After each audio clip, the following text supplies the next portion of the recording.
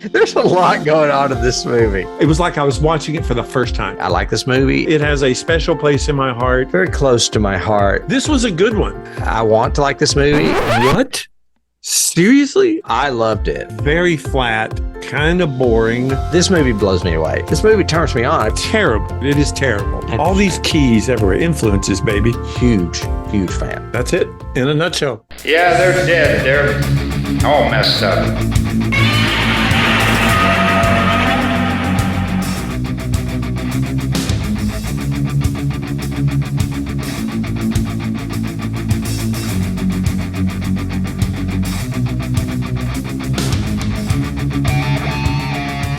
Hello and welcome.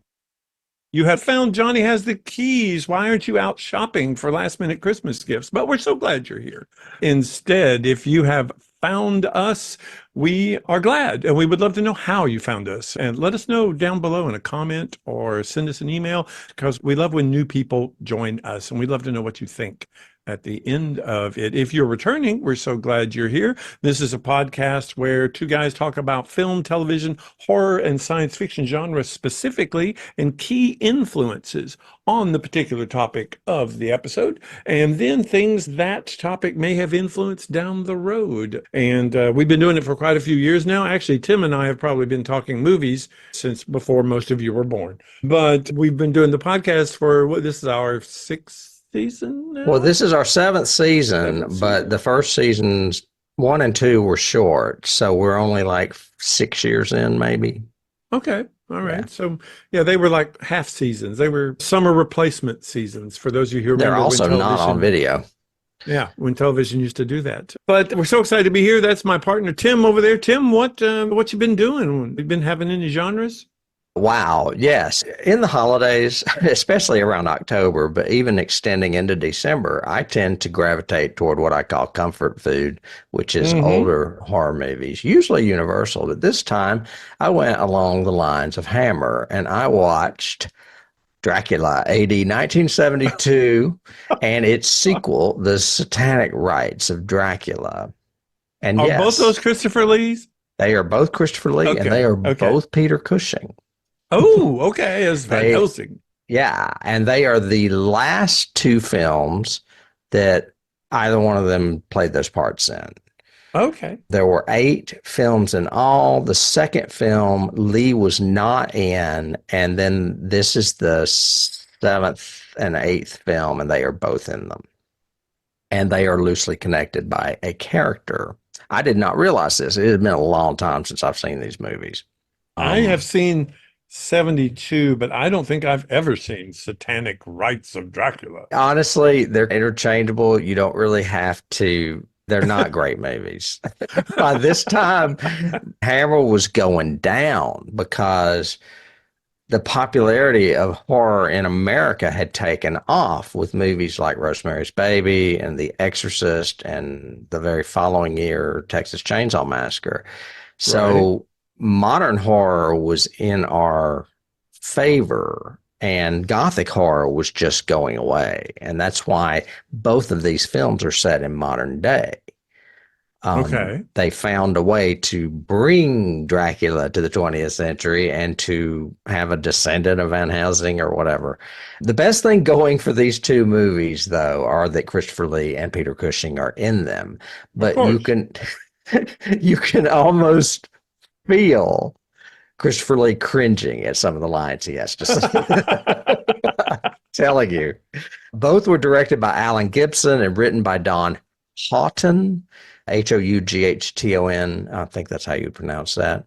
And they're connected by the character of Inspector Murray, played by Michael. The cast is fine. Like I said, Hammer was just having problems and trying to make money, and it just was not working. A synopsis of the first one is in 1972 London, a century after his battle with Professor Van Helsing, Count Dracula is resurrected by an occultist named Johnny Alucard, which of course is Dracula backwards, and goes after his arch enemy's descendants. That would be Van Helsing's descendants. I can't remember the granddaughter or whatever that's in this one. I can't remember her name. And then in the second one, It's 1974, and Professor Lorimer Van Helsing investigates a satanic cult on behalf of Scotland Yard, only to discover a plot by Count Dracula to commit global genocide. In this one, they don't even bother resurrecting Dracula in the present day. He just shows up. Yeah. Okay. It's clear that they're not taking a lot of time with these. They're just putting them out there. Their scores on Rotten Tomatoes are 27% for 1972 and 33% for 1973. I would reverse those. I kind of like 1972 better than I like Satanic Rites of Dracula. I seem to remember as a drive-in Dracula movie, it was pretty good. And that's the way I remember it or described it. I will say there's much more nudity in them, like complete naked woman on an altar being sacrificed, where you see pretty much everything. They were always known for buxom babes or whatever in the 50s and 60s, but by this time they were doing like full nudity. But that's what I did for my Christmas treat. I watched two of the latter Dracula films, not too different from what I did with Halloween a few years back when I watched 4 and 5, I think it was. Yep.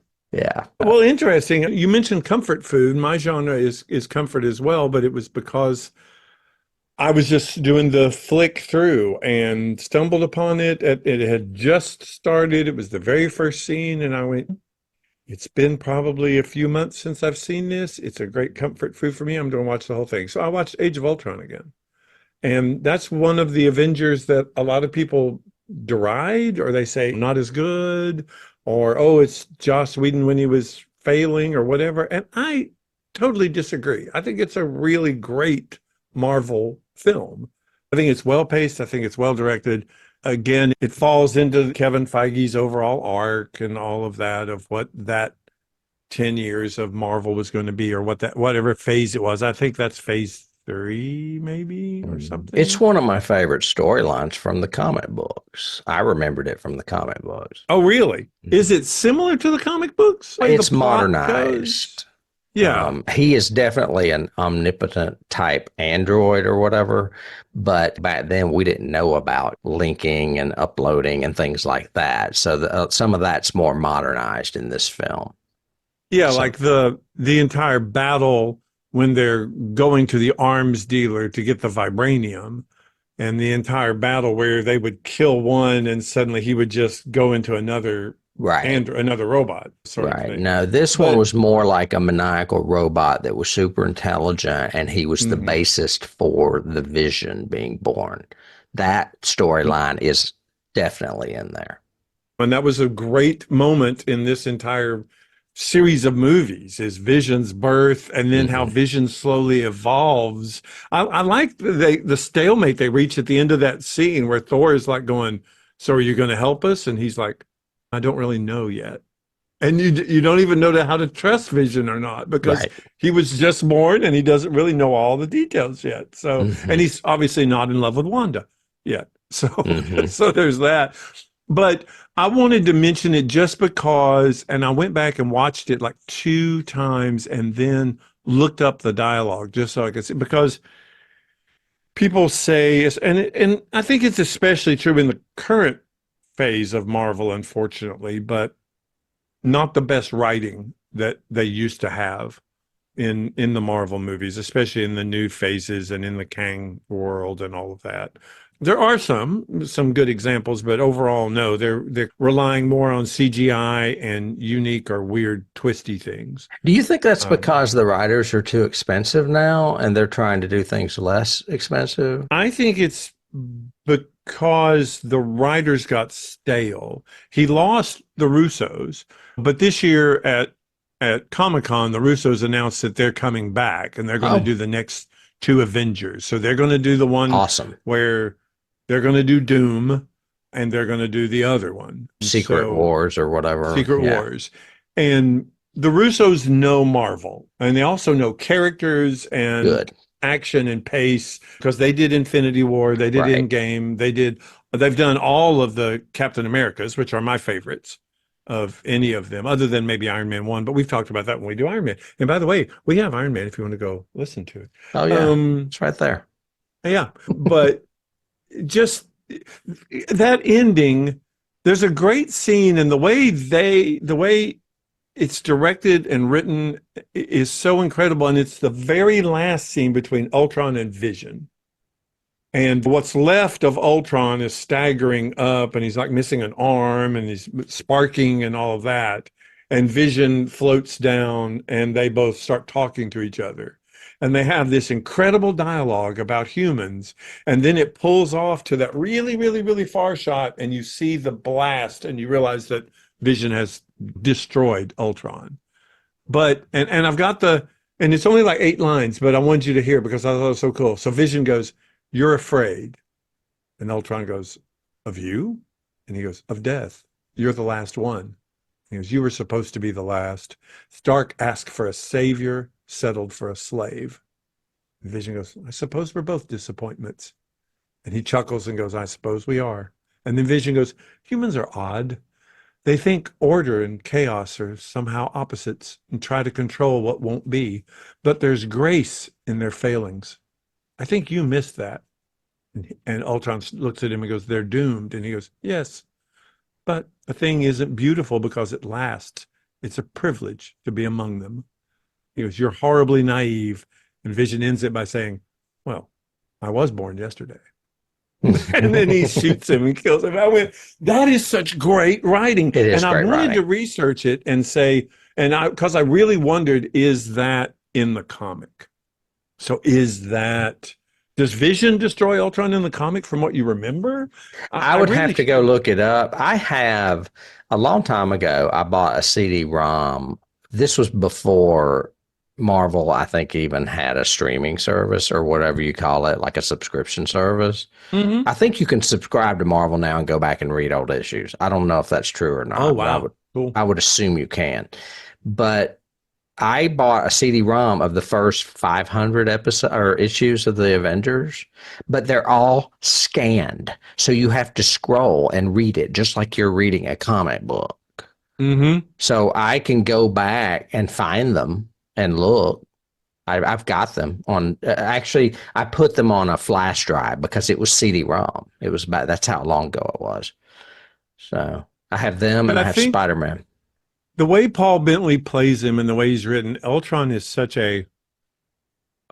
he's superior in so many ways, but he's also so removed from the human experience in this movie and really in the very beginning of the next one, in Infinity War. We talk about keys. You can definitely see the keys to Watchmen and Dr. Manhattan.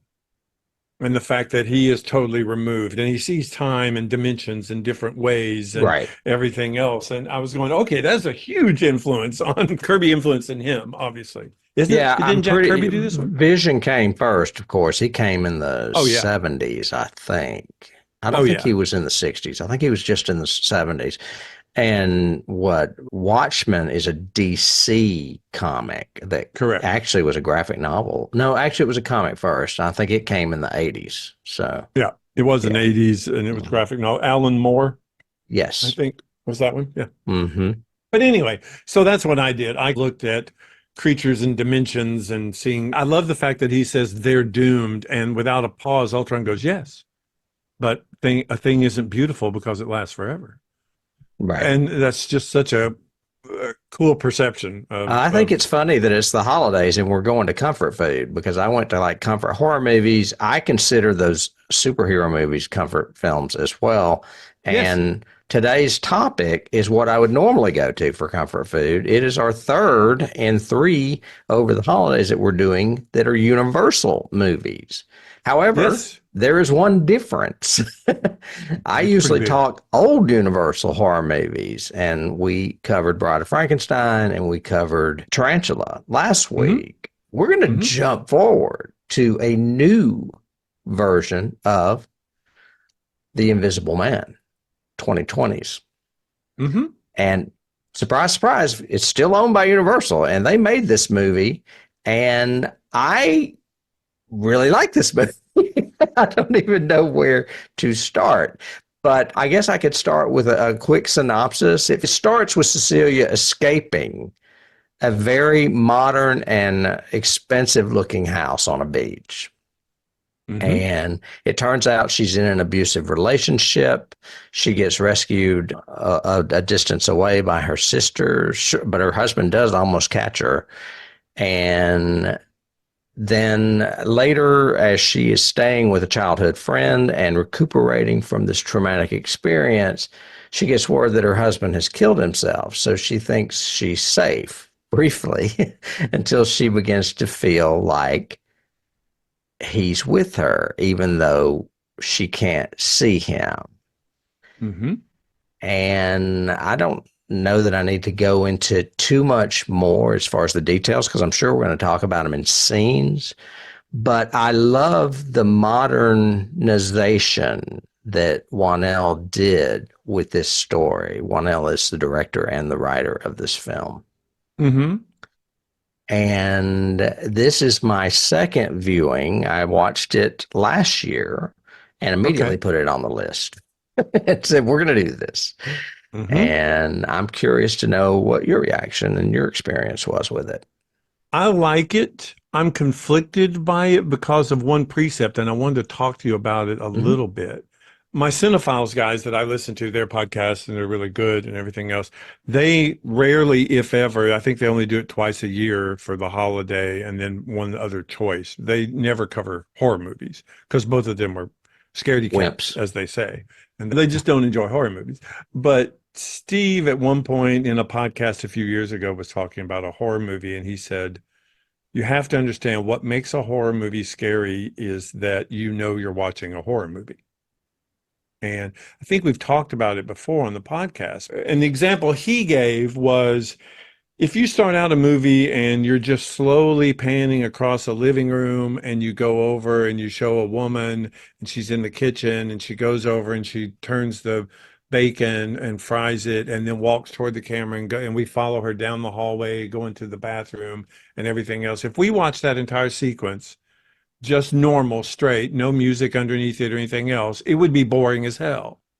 But if you tell us this is a horror movie, now watch it. And now if you tell us this is a horror movie, watch it, and this is the music underneath it, we're terrified. And all she's doing is the same thing. But because we're in a horror movie, it's scary.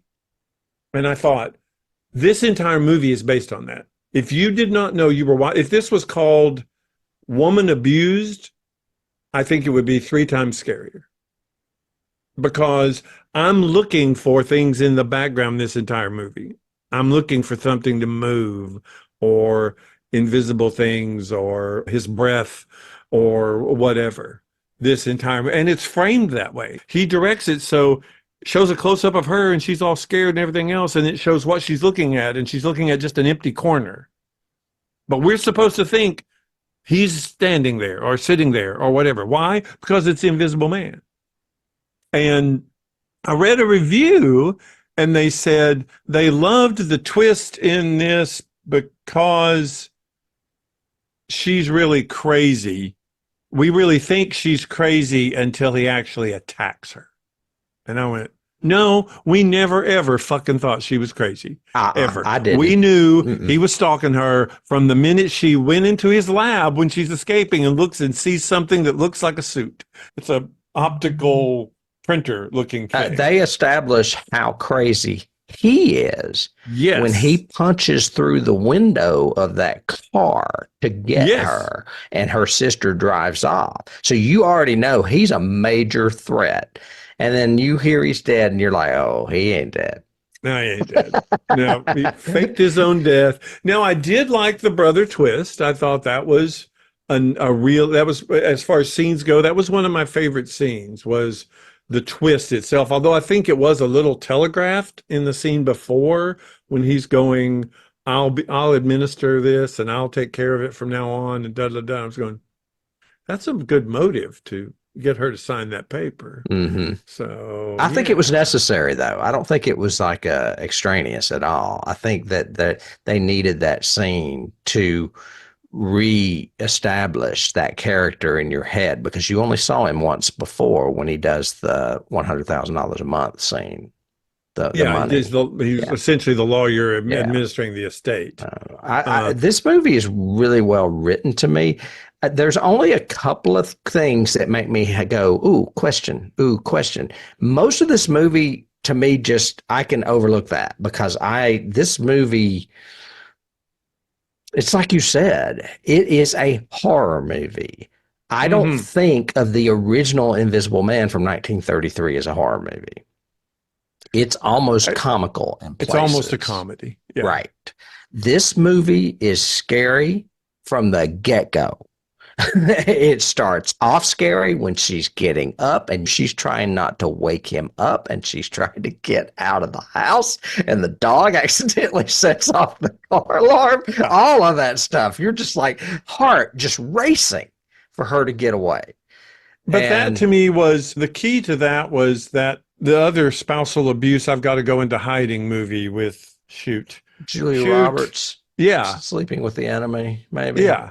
That's Okay. what it reminded me of she has planned this escape for a long time and we are rooting for her almost instantly. Get away from him. Get away from him. Yeah. Get away from him. I think in sleeping with the enemy, the reason she realizes he's there is she opens a cabinet and all the cans are like alphabetized and he has OCD. Well, but you see the OCD from the freaking place they live in too. Oh, you're talking about this movie. Yes. Yeah. In Okay. this movie, they do it It's very just sterile. in the sterile environment of Mhm. everything. Like when she goes into the closet and everything is like, I'm doing, oh my God, Yeah. throw some junk on the floor. Jesus, live in this guy place. He's bad news. And I also love the fact that he's played by an actor that we'll get to later that we both like a lot, but you don't see him till the very end because his character is basically invisible. Invisible. Yes. Yes. And we can't show him because we have to have that twist with the brother. So, but the pluses for this movie. So yes, Sure. why I like it and what I would recommend, everything else. The acting in this movie is great. Phenomenal. By every single person, even her sister who only has like 3 scenes, Mhm. the daughter who only has like 3 scenes. Everything is so, even the guy interviewing her has a great little one-shot scene. It's just well written, extremely well acted. You were talking about the actor who plays her husband in that last scene is so good because we start questioning what we think and we start going, wait a second, real what? I don't know. Is he Yeah. not? And if that had gone just a hair more differently, I didn't like the plotting right there, but if it just changed a little bit nuance, I think that would have been even scarier. Yeah. Just watching this movie, first of all, going back to a little bit of production stuff, it's directed and written by a guy named Leigh Whannell. He is Australian. He did the Aquaman movie and he also did the Insidious movies. And I have never seen the Insidious movies, but based on this alone, I want to now because I think this guy is a great director. When we talk about modern horror directors, we haven't seen enough examples, of course, like we have with our other favorites. West. Right, Yeah. exactly. But he's slated to do the Wolfman, and he's writing it too. And if he can do Yes. and modernize the Wolfman the way he modernizes this, I'm in. I am totally in. There's so many things I want to say. We've talked about the dark universe and the theme parks and how Tom Cruise basically destroyed that with his bad version of The Mummy. Well, Yes. this little movie came along and completely swept that one under the rug, I think. Because if they can continue to go forward with this movie and with Leigh Whannell and whoever, I think they can easily resurrect the old monsters if they want. Well, yes, I agree. I think because they also did Wolfman with Benicio del Toro, and it wasn't good either. Right. And it was done more period piece, wasn't it? I don't know if I've even seen it. Yeah. So I think if he's able to pull off a double barrel hit with doing Wolfman, because from what I've read, it's only gotten like 2 or 3 little descriptors out on the net, and it's supposed to be a modern family. So I'm assuming he's modernizing it as well and updating it. And if he can get away with it and do the same thing, then yeah, keep doing Dark Universe, guys, because you've got a plethora of monsters out there to play from. I also have in my notes that he did Saw too. He wrote at least one or two of the Saws because he and Well, James Wan are really close. yeah, he may have. Plus, Jason Blum is in there somewhere because Blum produced this as well, or Blumhouse is attached to it somehow. What I was going to say is that Leigh was not only a writer and director; he's an actor too. And Yes. I meant to say he was in Aquaman. I don't think he directed it. He was in it. He's directed 7 movies, and 2 of them are the upcoming Wolfman and the Green Hornet, which I guess is also being rebooted. Obviously. Probably a DC thing. I don't know if that's a DC property or not. I think it is. Pretty sure it Okay. is. So yeah, I think obviously he's getting, well, that answers my question, so to speak. Obviously he's getting these performances because he comes from an acting background. Mm-hmm. So he understands actors and how to work with them, how to get their performance. Elisabeth Moss is fantastic in this movie. He praises her too. She's great in everything, Mm-hmm. but to play this, I shared it on one of our earlier first or second season podcasts, but it was an interview I saw with the producer and the director of Handmaid's Tale. And they were talking about the second season, and people were saying the book ends at the end of the season. So you're going beyond the source material too. Do you think you can do that and still keep this series alive? And he goes, yes, because I have Elisabeth Moss's face. And she can say anything without a word of dialogue. It doesn't matter if I have bad writers, because she can convey emotions much more than anybody. And I went, that's so true. That is so true. But to play this level of hysteria at times, hard to paranoia. do. Mm-hmm. Very hard to do. All right. What about scenes? Gosh, the whole damn movie. The opening escape scene is so suspenseful and so good. The scene, like I said, the scene at the end when we're actually now following, because we're just doing a tracking shot down an empty fucking corridor, but we think we're following him as he goes into the girl's bedroom and everything and starts to attack her. That whole sequence, and through the fire extinguisher and shooting him, the beating up the dad, which is totally done with just him being literally beaten by someone we can't see. So well done. All of that. I like that entire sequence. I did not like the kitchen one, though. I didn't like the kitchen attack with her. Is that the one that that's not the one that begins with, no, it's not the one that begins with the fire. I like the fire scene with I love that scene. Yeah. That was great because it's what we're expecting. And it's also like anything. One of the first times there's confirmation, if I'm not mistaken, too. I think I've got in my notes, the very first time we have confirmation is the shot with her outside and you see his breath behind her. Oh, okay. That's the first one. Validation that she is right, that he is invisible, that he is with her. And then the next one is the next morning, and the only thing that happens is the knife falls off the table after she's left, and then it pans over and we follow her, and then when we hear the alarm and we pan back, the pan is on fire. And you went, yes. Well, you see the stove go higher. You see the flame get higher where he's turned it up higher. But you don't see it's not like show the controls and show it turn higher. It's just suddenly the flame on the stove gets higher. Yeah. She goes to wake up Sydney, and Sydney says, no, don't use water. She grabs a fire extinguisher and they put it out. And then they have that funny line of, you think it's salvageable? Right. Like people would eat bacon and eggs that had been on fire and then put out with a fire extinguisher. Right. But that scene's great. I like that one, but I didn't like the big fight, the physical confrontation, the fight, throwing her over the table and knocking her around and all that. It didn't have the same oomph for me or the same suspense. Some of it was just really hard to do. It's really hard to look like you're being attacked by someone that you can't see. It's hard. Right. And it's a little long too. They probably didn't have to do it as much. It's nowhere near as effective as when he punches Sydney just one time. Oh yeah. Or beats the dad. Yeah. That is impressive. Yes, you're right. Because he's lifting him up by the shirt, and that feels like a guy lifting somebody up and punching him in the face. Yes. Yes.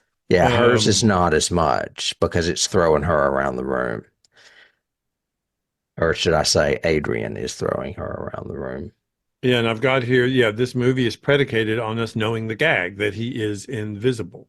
Oh my So, God. I didn't mention it, but Leigh Whannell going into it said he put a lot of thought into this movie before he made it. He was like, I want the camera to be the most important thing in this movie, basically, because I know he says he knows horror movies, so he's going to do what you think's going to happen too, and then not do it because he wants to pull those strings and keep you on the edge. Like, for instance, it'll show her in a room with a closet, and she'll walk to the left, and he'll pan right to the closet and just stay focused on it. And you're like, what's going to happen? What's going to happen? Then all of a sudden she walks back into frame to the closet and nothing happens. And you're like, wait a minute. yeah. He's playing with you like a cat and a mouse. And that's another reason why I love this movie. I just think he's a great filmmaker. I do too. I think his misdirections work every time. I think that we start looking in the backgrounds for anything. Yeah. Another scene I like, of course, I love the restaurant scene with her sister. Yes. Shocking. Totally shocking. Impressive. The way they, again, go to her POV and the audio going out and everything and her being arrested and everything. That was so well done. Right. But even a scene like, well, that's a scene, obviously, that involves a murder. For those of you out there, she's having dinner with her sister, and all of a sudden a knife slices her sister's throat and then pops into her hand. So it looks like she did it right there in public in front of everybody. But I also like scenes with like two people that don't necessarily have violence or scares, like the scene you mentioned where she is in the I guess insane asylum, whatever institution, and he meets with her and say, this is the brother of Adrian, meets with her and says, the money's going away because you're committed. That violates the clause that you get the money, and blah, blah, blah, blah, blah. Your little friend's not going to go to college, da, da, da, da. However, I can make this all go away. And I'm like, the dynamic between them is great. And it's when he leans forward and starts confiding in her, and you suddenly realize, oh yeah, he did know his brother was a sociopath. Right. And she even says, because I guess you were bullied by him or something. I think she has that dialogue line or something like that. But yeah, that confidential aside, and I can make it go away, just sign this and da-da-da. Again, it's telegraphing that he could be a bad guy too, but not in a totally overt way. And it's telegraphing that he knows his brother's alive, pretty much. Correct. I think. Yeah. Correct. I do not. I do have issues with the mental health sequence because I'm going. So Adrian's just popping in and out of all these rooms. He can't go through walls. He's invisible, so he has to time his entrance to go right behind the guard into that door. And then what if he has to go to the bathroom? What if he has to, what, is he hungry? Does he ever get hungry? What's he doing? He's in there with her for days, obviously, in her room. It's not like 3 nights go by. It's for a while. So where is he going? Does he, and then I think the fight with the guards goes on a little too long. It's like the kitchen fight. It's almost like how many victims can we have in a hallway? Because there's like 6 or 7 of them at least. Yeah, and different ways. Teasing him with the gun, then shooting him in the back. All that. It was all impressive, though. It looked great, filmed well, nice reactions. I was just going, okay, she is 1 foot away from a gun. Why did she not pick that up and blow him the hell She does away? end up picking it up. And I think the main reason he might have done that scene, you mentioned that it's a little awkward for him being invisible to get in and out. I think it would be very hard to escape a mental institution. And I think he was basically saying, okay, these are all the guards on duty. We're going to incapacitate them so she can escape. We're going to kill all but 2. Right. So, and that's basically what happens. And still a couple come after her because they're saying her name. They know her.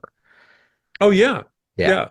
The two that come after her. And I thought that was brilliant too. I like the way they did that. So we have her in the interview room and the brother confides and the brother asks her to sign the thing. She says, I need some time. She takes the pen. And then while she's sitting there alone, he gets up and leaves. She's looking at the couch across from her. She knows. And we're thinking he's sitting right there, blah, blah. Right. But beside it is the television, which is showing the big storm front that's coming through, and it's going to rain in Los Angeles. Lots of rain. And all of us who are audience smart are going, rain would show anybody who's invisible. Right. Sort of thing. But, and now I get to my but it doesn't.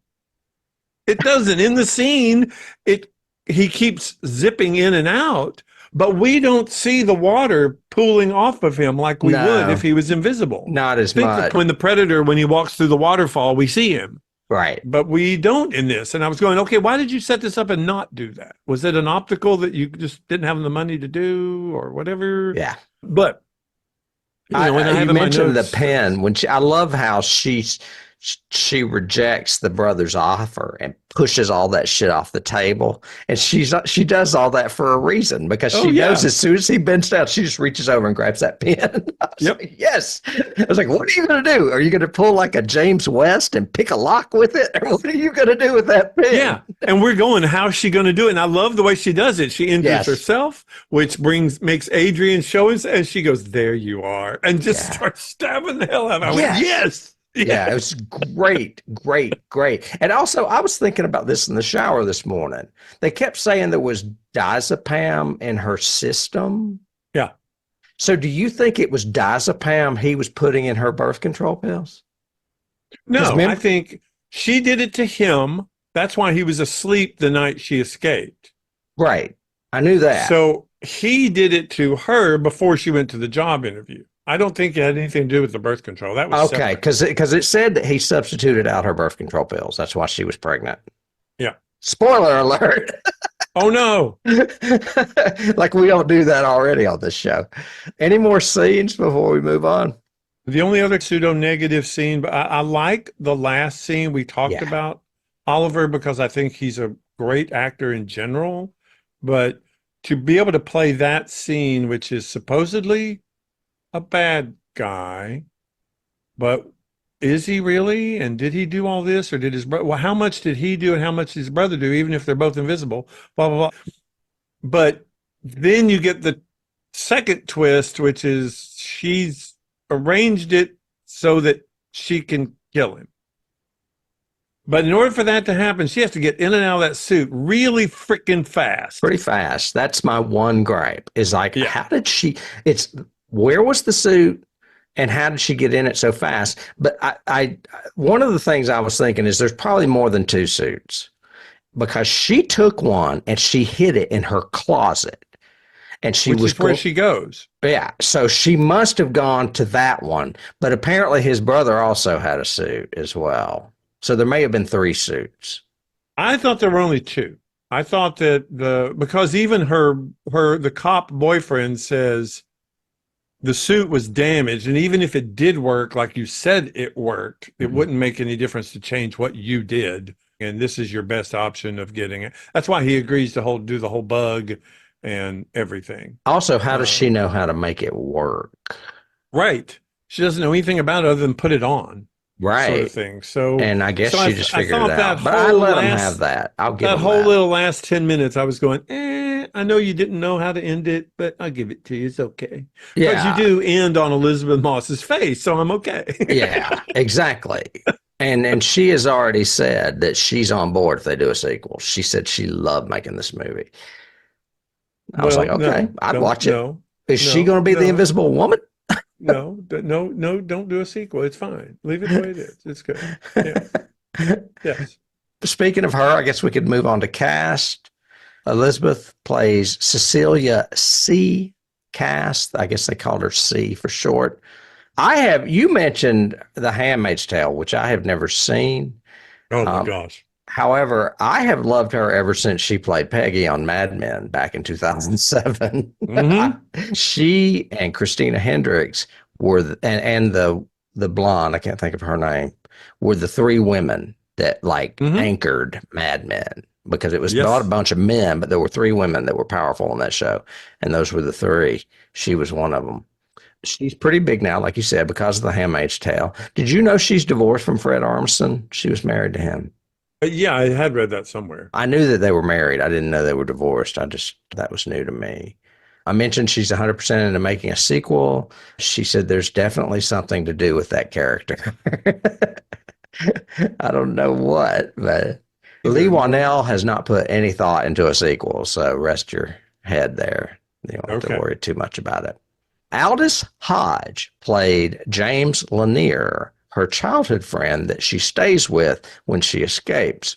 He's the San Francisco police detective and Sydney's father.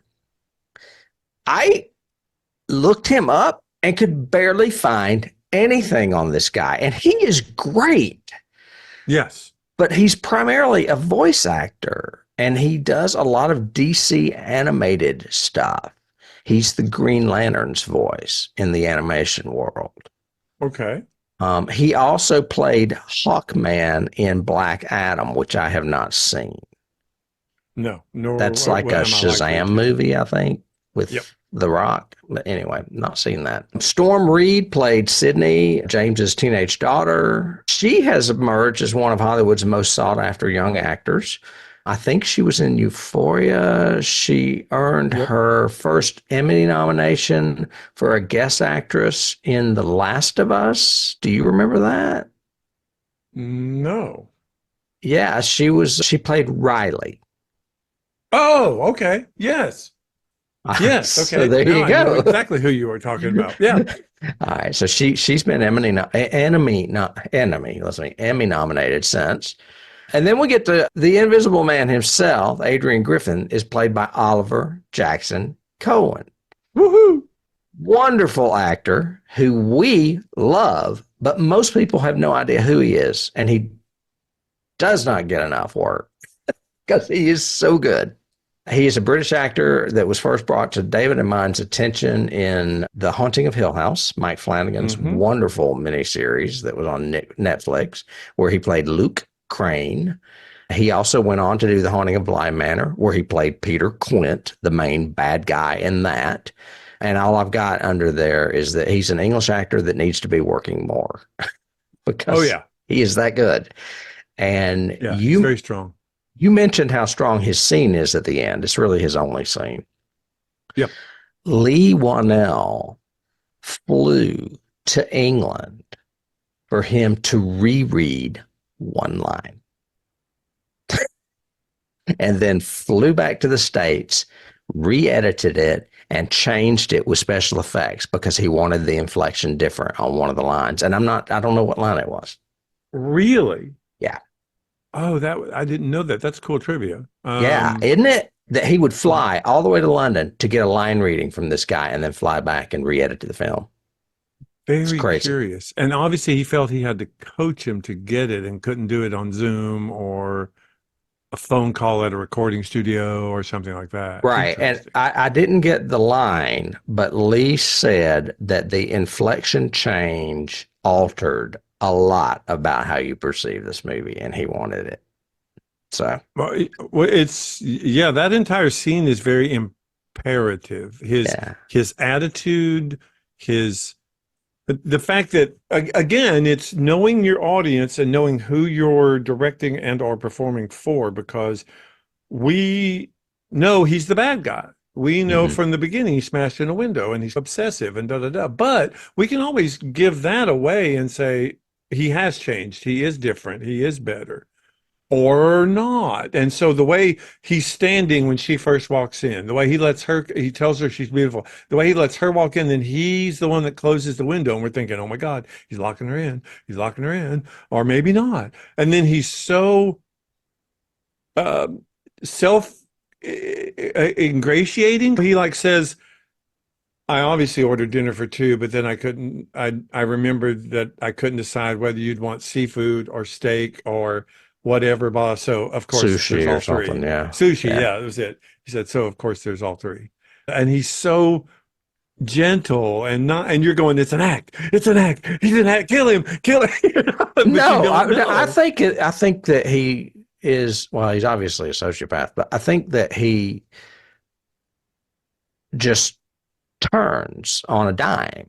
I think he tries to be the epitome of a husband, but the minute she pisses him off, he gets violent. That's That's what probably they've, very predictive behavior.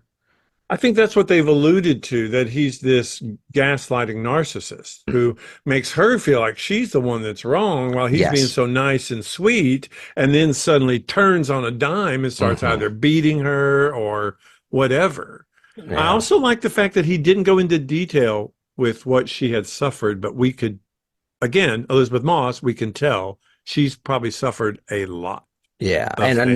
another factor that's extremely important that you've left out is that he knows she's pregnant. Correct. So he's being very sweet to her because he wants the baby. Sure. I don't know why, but then again, I've raised babies. It's his so, son, I guess. I don't yeah, know. well, Whatever. yeah, whatever. But yes, that's a great scene. He does a great job in it. She does a great job in it. It does lose it for me plotting wise, like I said, because I'm not really certain of what she intended to begin with. Oh, the original intent as communicated was she was trying to get him to admit what he did because she's wearing a bug.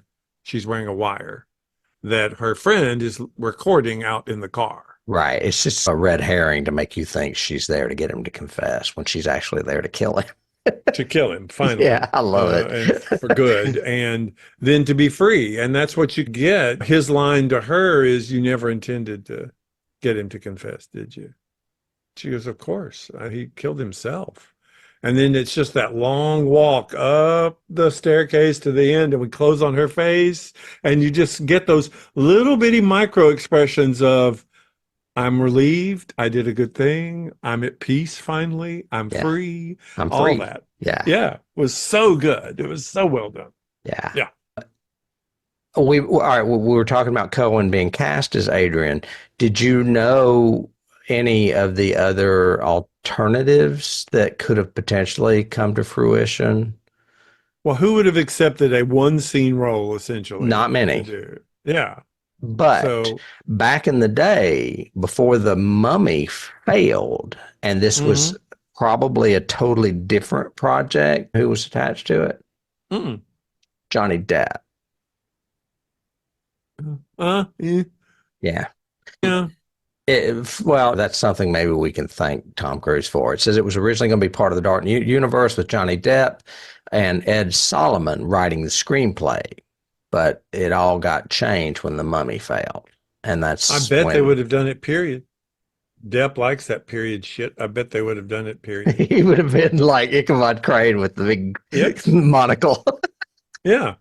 Yeah. But two other actors were considered for this role in the modern version, the one that we did watch. Do Mhm. you know who they are? I do not. And they probably turned it down, like you said, because it was one scene. One of them was Armie Hammer. Oh, I could see that. Okay. And then the other was Alexander Skarsgård. I could see course. that too. Any of the Skarsgårds. Yeah. Yeah. But Right. yes. However, well, I don't know about Bill because he looks young, but Alexander, I could see doing it in a heartbeat. Oh, yeah. But I don't know this. My gut tells me they looked at it and said, I only have a paragraph. Yeah, no, I'm not doing Right. this. Yeah. Whereas Cohen was like, sure, I'll do it. He was great in it. Let's see. Harriet Dyer played Emily. Everyone has nicknames in this. Cass, Cecilia's younger sister. She is Australian, not really familiar with her at all. And then Michael Dorman played Tom Griffin, Adrian's brother and lawyer. He is from New Zealand. So I don't really know much about him either, except he was in a horror movie I watched a couple of years back. I think I did a genre week on it called Triangle that is really good. I've actually got it on our list, and he is in that. So at least I've seen him in another horror movie. Okay. As far as awards, this movie won a lot of awards. The Academy of Science Fiction, Fantasy, and Horror gave it a win for Best Actress and Best Horror Film of 2021, and Whannell was nominated for Director. He did not win. The Bram Stoker Awards, that's horror fiction, gave Mhm. it Best Screenplay. The Chicago Film Critics Award gave it Best Visual Effects. Fangoria gave it 5 wins, including actress, film, director, screenplay, and kill, which was the restaurant scene, Yep. obviously. And it is not on the 1001 movies you must see before you die. But that list does currently span through 2020. So I'm not sure if it was omitted purposefully or accidentally, because right Okay. now it's just up to 2020. So who knows? But it does have some 2020 films in it. I think this movie's great. I would put it in there. I would say people need to see this. Yeah, I think it's a great example of reimagining a property because Beautiful. this does not resemble the original at all, but it still has the premise and the primal fear factors of the original. Mhm. Being terrorized, not being able to see things manipulated that are beyond your control, that kind of It's thing. So, terrifying. This movie had me on the edge of my seat both times I watched it mhm. because, like you said, you're always looking for something. Yeah. Yeah, you start looking in the back. It's like your second watch of Hill House, where you start looking in the background for I had things that that are as a going to be key. tells, That's so you funny that know. you said that. Um, but if you had not had an Elisabeth Moss in the lead, like if you'd had what's the big it girl now, Sweeney or somebody like that playing the lead, it would not have worked. It requires somebody who's able to express so much without any dialogue. Mhm. And And Leigh Whannell's the first to say that yeah, okay, yeah. because he's done other movies and he said, "Hey, I learned something with this movie. If you cast a really really good actor, then you'll have a really really good film." Yeah, yeah. And yeah, I do think it's a great reimagining. I don't think it is the same as the original at all, but I do think it's a very I would put it up there with all the modern ones that we have on our list with Get Out and Yeah, with absolutely. Hereditary, all Mhm. of that. I think it's really good. I did have a question before we jumped to keys. When the credits first rolled and it said Blumhouse, and I went, okay, so it's a horror movie. And we know immediately it's a horror movie. It's like seeing A24. And so I thought, is there anything out there that like compares those two? Because Blumhouse is the Saw and Insidious group, right? I think Isn't that so. they do I'm all not of a big those? fan of those movies, but I'm pretty sure they are. And Who does somewhere James Wan and Bloomhouse merged. I think his was called Atomic something, maybe. okay. I may be getting that messed up. If you're out there and you want to comment, please let us know. But I'm pretty sure that they became that their production companies came together, or at least for some films. Maybe The Conjuring or something. I don't know. Is Conjuring Blumhouse? It's not, but it is the James Wan company. Okay. And Okay. the scene where the sheet is pulled off of them when they're in bed is an Yeah. homage to The Conjuring. Oh, really? Because I've got in Yeah. my keys as an homage to Paranormal Activity. Oh, wait a Because minute. I'm sorry. that's You what may I be got off right. of it. I may have that Yeah. backwards. I think I have that backwards. You're right. It is Paranormal Activity. Because it's a great one too. That And I think whole that may be pulling it off. Blumhouse. Okay. That makes sense. I just I can't remember though. God, I don't remember all these production companies, but we've been really big on touting, especially this season, A24, just mm, because their pedigree is really great so far. strong and diverse. And very diverse, very interesting in their selections. Whereas I think Blumhouse seems to be more of the slasher chaser mix to everything. Especially if you And consider Saw or those type movies. Yeah. well, I think they also did like that Ready or Not, whatever, the Here I Come hide and seek movie. I think they did the other one where the bunch of people wake up and they have the collars on and they have to hunt each other, or it's almost Oh, like I remember that. I think Insidious comes in there somewhere too, because that's where Leigh Whannell got involved. yeah, and I that's would James think Wan so. too. So yeah. Mhm. So I think it's a caliber of production. I would be curious to see a list comparing the two production companies. That's a good idea. See I what wonder if they something do. like that exists out there. And that may be a fun little side one for us Bonus to do. episode. Yeah. Except we don't watch all those because you and I are, well, I'm a little bit picky about horror movies, but yeah. Well, I am too. I don't enjoy Although I watched Dracula A.D. 1972, which I neglected to mention that is one of Tim Burton's favorite movies. Okay. Because it's Dracula in the mod 70s. Mm-hmm. Keys? Want to go to Keys? There was one other thing I was going to. Oh, I wanted to mention this before we move to Keys. This is not really trivia. This is more production. But we were talking about special effects, and I copped this from IMDb. Whannell and his crew used a combination of old school techniques as well as state of the art CGI wizardry to bring this to life. Some requiring fully green suited actors where they could be painted out, later. But sometimes nothing more than just a string to like close a door or whatever, which I just think that's awesome because you and I preach all the time about how strong practical effects are. And he said with the fight scenes, it was a mixture of things, but this is what I thought you would like. He said, when you use a combination of things, it makes you realize how you do the effects doesn't matter. It's only the end result that matters. So whether you use computers, like an Avengers movie, or whether you use practical effects, I think that's fascinating. However, yes, it depends on how critical you are of that end result, because a lot of the physics in CGI don't work. It looks cool, but it makes no realistic sense. And you can sometimes get away with that with an Iron Man flying or a Marvel movie. But when you try to put that in a practical sense in film, like if she had been CGI'd going over the table and hitting the wall, I guarantee it would not look as good as actually having the actress do it practically. Yeah.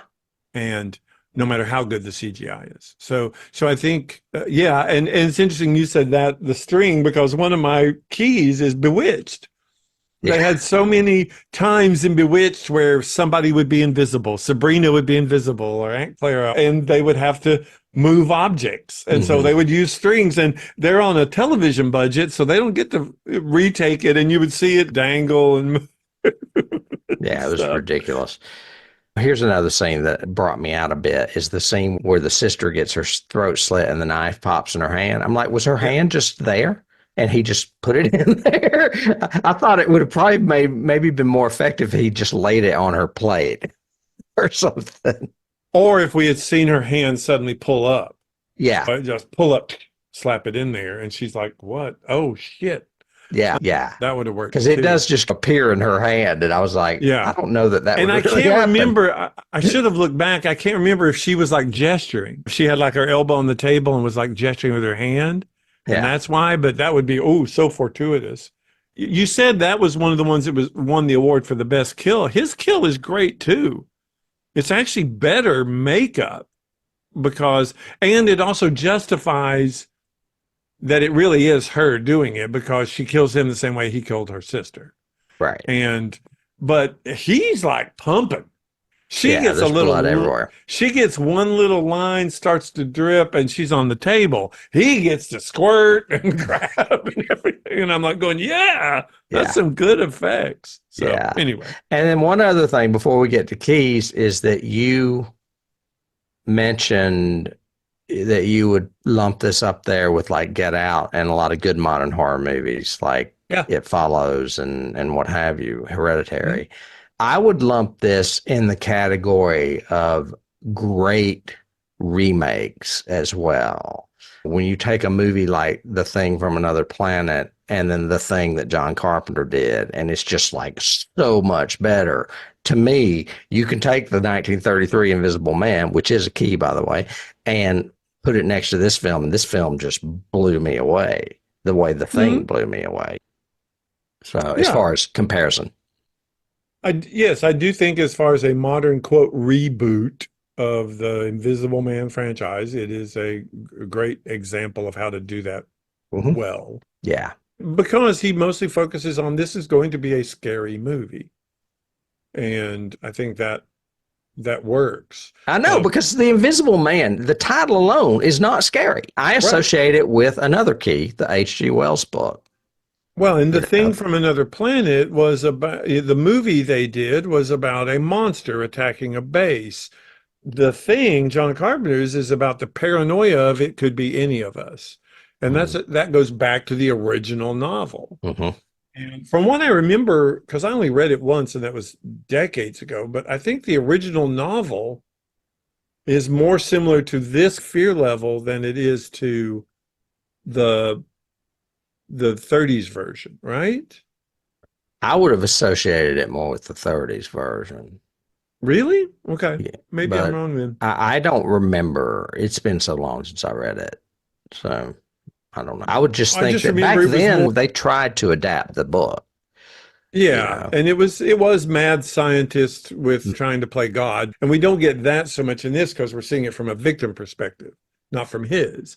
The original, we're watching him do all of his exploits and take his wrapping off and wear his sunglasses and all Or that. like mixing test tubes and stuff. In this Yeah. film, there's very little of that at all. We don't know why he has this suit. Is he a developer of this type of technology or whatever? Right. We just assume he is.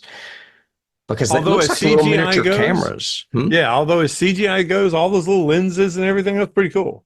Yeah. It looks really cool. Yeah, really Yep. cool. All right, so more keys. You talked about the novel. We talked about the original film. I have just movie about hiding from my husband, Julia Roberts, and you said Oh, that's Sleeping with the Enemy. Sleeping with the Enemy.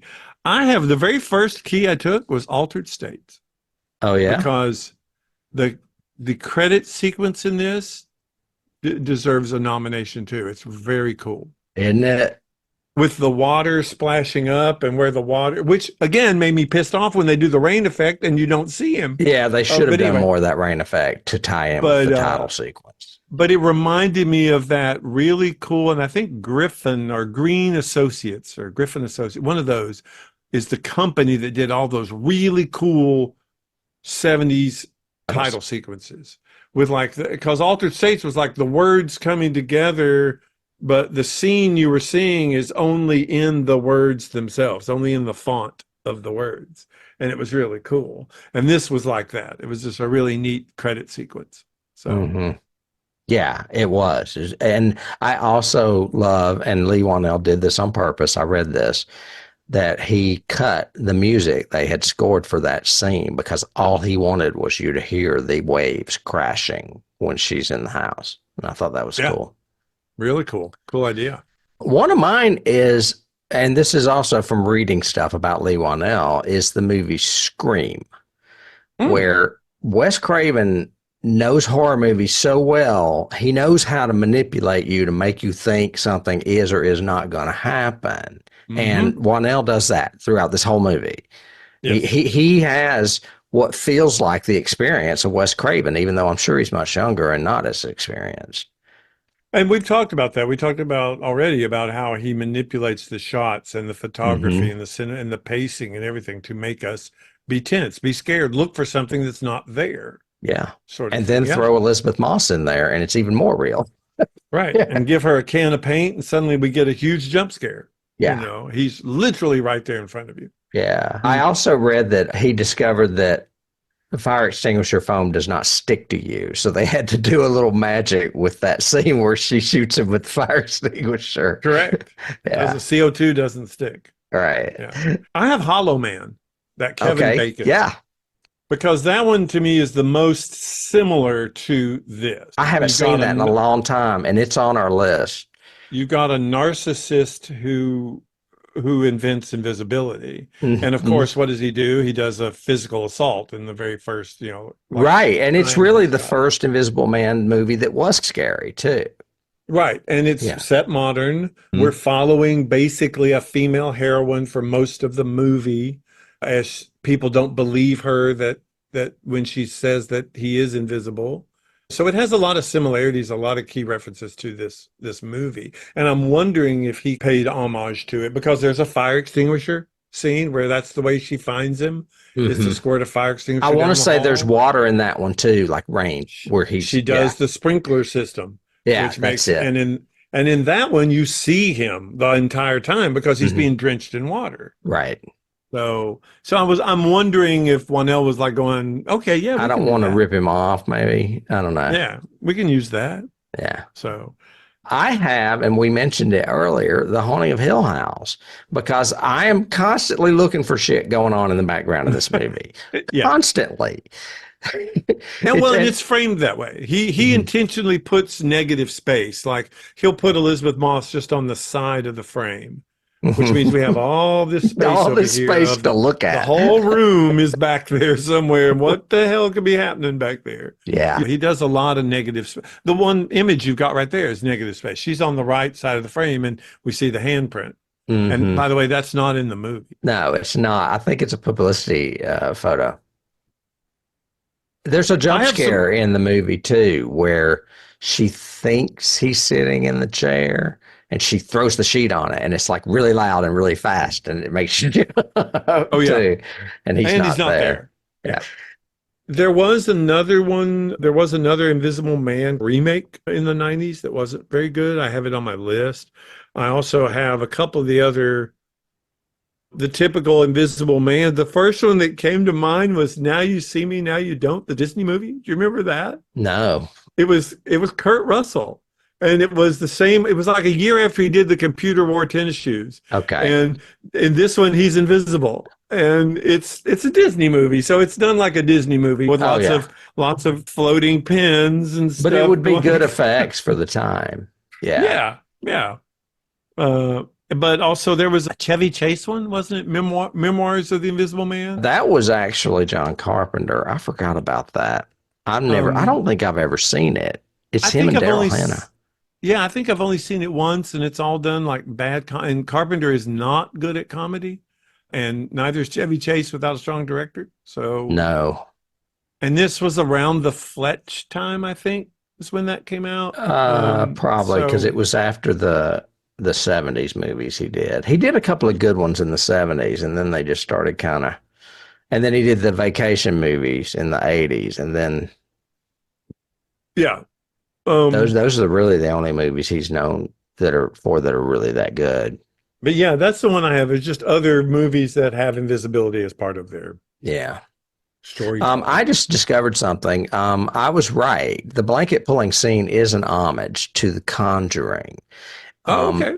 the thing that was an homage to Paranormal Activity is when she pours all the coffee grounds on the floor trying to catch him. Hmm. And apparently they did something similar with flour in Paranormal Activity. Yeah, she puts it in the hallway. Remember going to Yeah. the bedroom. Yeah, we covered this a few years ago, but I don't really remember it because it's not one of my favorite movies. Right. And then you mentioned Hollow Man, which I also lifted. I saw that on IMDb. So that's another one. And I don't know if it would be placed as a key. My write-up for this movie would be this is Tony Stark meets the boys. Because Yeah.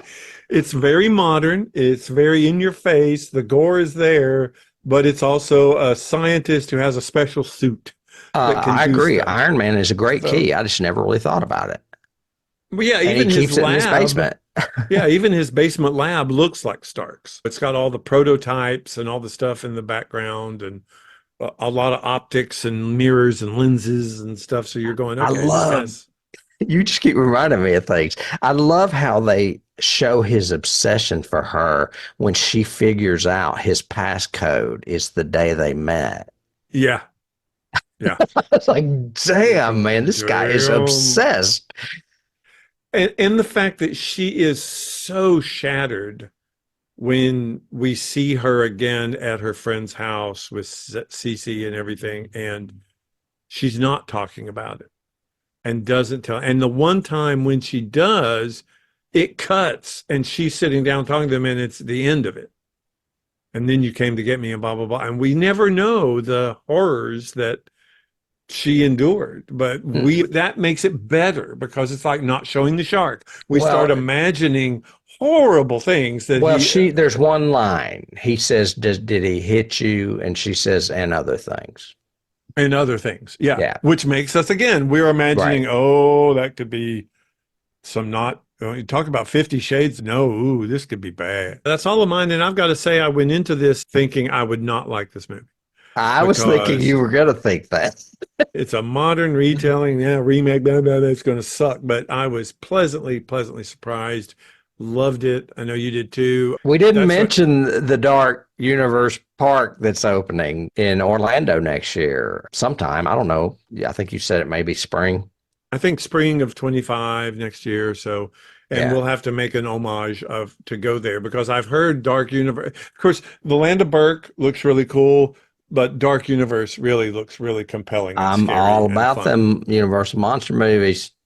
And like you said, if Wolfman works, then cool. Then green light a Mummy, green light a Creature from the Black Lagoon. I've heard Creature from the Black Lagoon is in development. It needs to be because they've done the Mummy and Frankenstein and Dracula too much.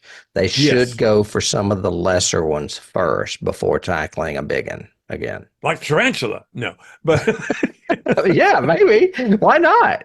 Why not? But that's what we think. We would love to know what you guys think. Did you like this movie? Did you not like it? What did you like? What did you not? That's what we do. Let us know down below in all the comments or send us emails. You can go to the webpage and send us emails from there. I think you can link through the YouTube channel here, but you can also look up all of our past episodes. So everything that we have done is online for you guys to find a movie. Yeah, I will say, even if you watch us on YouTube, if you go to our website, there's an archive of each season. It's easier to see what we've done there and then go to YouTube and search Johnny Has the Keys and then the name of the movie or whatever. It's easier to see it all together on our website. Right. And we do have a Patreon, so you can go there and you get free material, but also if you want to join and help support us, which would be great, you also get material that's just for our Patreon users and guests and people who support us. So we'd love to have that. And Tim, it's going to be Christmas. Ho, ho. Ho, ho, ho. And then I won't see you again till next year. No, and I was going to mention that our next episode, which is January 10th, we're going to take a few weeks off, is continuing a little tradition we started last year for anyone out there that might want a little hint. Yeah. So, and it'll be exciting and interesting and epic.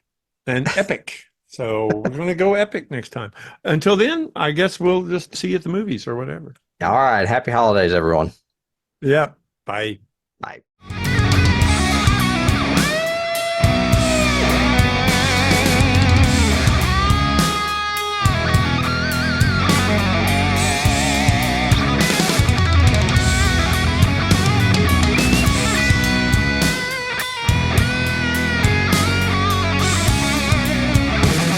You can't start the car. Johnny has the keys.